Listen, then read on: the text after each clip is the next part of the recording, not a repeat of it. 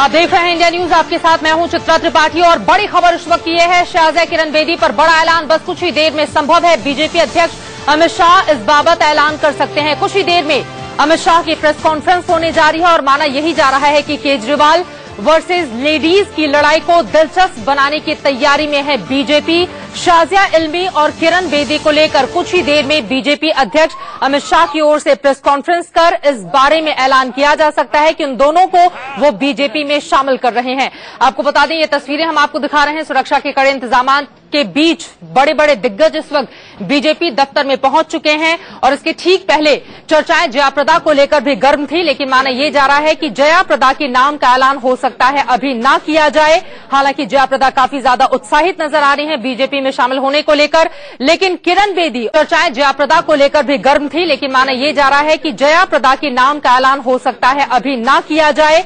हालांकि जयाप्रदा काफी ज्यादा उत्साहित नजर आ रही हैं बीजेपी में शामिल होने को लेकर, लेकिन किरण बेदी और शाजिया इल्मी ये दो वो चेहरे हैं जिनको शामिल किया जा सकता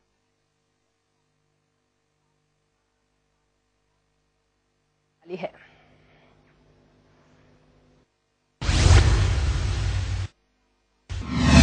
मैं आपको बहुत ही जल्द इसका जवाब दूंगी और मुझे थोड़ा वक्त और दीजिए। I really want to expose Aam Aadmi for what it is and so I will do whatever I can to that effect and I'll let you know what my plans of joining BJP and or not. Shazia Ilmi के घर से पूर्व आप संस्थापक सदस्य और अब Delhi BJP के प्रवक्ता अश्विनी उपाध्याय निकले तो पहला सवाल यही उठा कि शाजिया इल्मी बीजेपी में कब शामिल होंगी। शाजिया लगातार अटकलें लगी, आपको जल्दी आपको शाम तक सब, लेकिन शाजिया कब तक ज्वाइन करेंगे? आप आ रहे हैं, इसका मतलब ये है कि शाजिया बीजेपी के साथ पूरी तरीके से जुड़ चुके हैं, लेकिन कब तक? शाम आपको शाम तक इसके आगे की पूरी जानकारी मिलेगी। अभी हमारी कल मुलाकात। शाजिया ने ट्वीट पर साफ कर दिया कि वो नई दिल्ली सीट से चुनाव नहीं लड़ेंगी। इस बीच दिल्ली में बीजेपी के एक बड़े नेता ने इंडिया न्यूज को बताया है कि जयाप्रदा से बातचीत चल रही है और उन्हें नई दिल्ली से केजरीवाल के खिलाफ उतारा जा सकता है। खबरें ऐसी भी हैं कि खुद अमित शाह दिल्ली में किरण बेदी को बीजेपी में शामिल करा सकते हैं।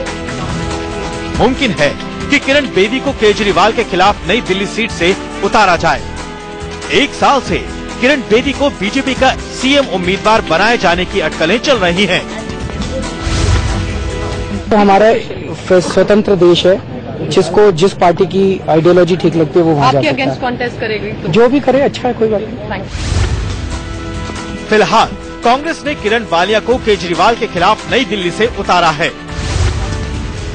शाजिया इल्मी, विनोद कुमार बिन्नी, अभी थोड़ी देर पहले खबर आई है कि भारतीय जनता पार्टी समाजवादी पार्टी की पूर्व सांसद जयाप्रदा को भी मैदान में उतार सकती है नई दिल्ली सीट में। तो आपको लगता है बीजेपी के पास कैंडिडेट्स की कमी है नई दिल्ली सीट पे? मैं इस पर टिप्पणी नहीं करना चाहती कि भारतीय जनता पार्टी क्या कर रही है। मुझे अपने कार्य से मतलब है, अपनी नीतियों से, अपने एजेंडा से।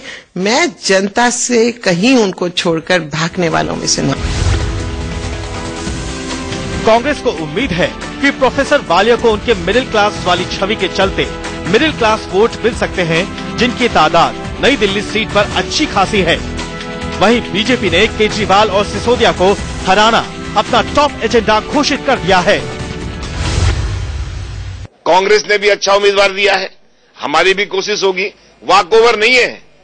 दो लोग हमारे टारगेट पे बहुत जबरदस्त हैं, अरविंद केजरीवाल जी का जाना और मनीष सिसोदिया का हारना, ये दोनों तय है, ये मान लीजिए। बीजेपी की इस ठोस रणनीति पर अमित शाह के तौर तरीकों की छाप दिख रही है। और बड़ी खबर यह है, शाजिया किरण बेदी पर बड़ा ऐलान संभव है। अमित शाह इस वक्त बीजेपी दफ्तर पहुंच चुके हैं। अमित शाह की ओर से इस बारे में ऐलान किया जा सकता है। बस कुछ ही देर में ये प्रेस कॉन्फ्रेंस शुरू होने वाली है। दिल्ली बीजेपी दफ्तर की तस्वीरें हम आपको दिखा रहे हैं और वहां पर तैयारियां पूरी हो चुकी हैं। मीडिया का जमावड़ा है। बीजेपी बेहद उत्साहित है क्योंकि जब से ऐलान हुआ है दिल्ली में चुनावों का, तब से लेकर आज तक लगातार कई ऐसे नेता हैं जो बीजेपी का कमल थामने को बेचैन नजर आ रहे हैं। कुछ लोगों ने, कल भी हमने देखा था बीजेपी दफ्तर में सतीश उपाध्याय की मौजूदगी में कमल को थामा और आज फिर से महत्वपूर्ण दो बड़े नाम शाजिया इल्मी और किरण बेदी पर बड़ा ऐलान कुछ ही देर में संभव है। और अब से कुछ ही मिनट पहले जया प्रदा ने कहा है कि वो बीजेपी में शामिल होंगी। उन्होंने साफ कहा कि एक कार्यकर्ता के तौर पर वो बीजेपी में शामिल होना चाहती हैं। सुनिए। मुझे अभी तक तो कोई इन्फॉर्मेशन नहीं है। मीडिया में मुझे देखने के बाद मुझे पता चला, लेकिन देखिए मैं वही वापस मैं बताना चाहती हूँ कि मैं कार्यकर्ता के रूप में ही ज्वाइन करना चाहती हूँ। अब निर्णय बड़े दिग्गज, बड़े नेता, जब तक मैं पार्टी में नहीं हूं मैं बता नहीं सकती हूं ये सब।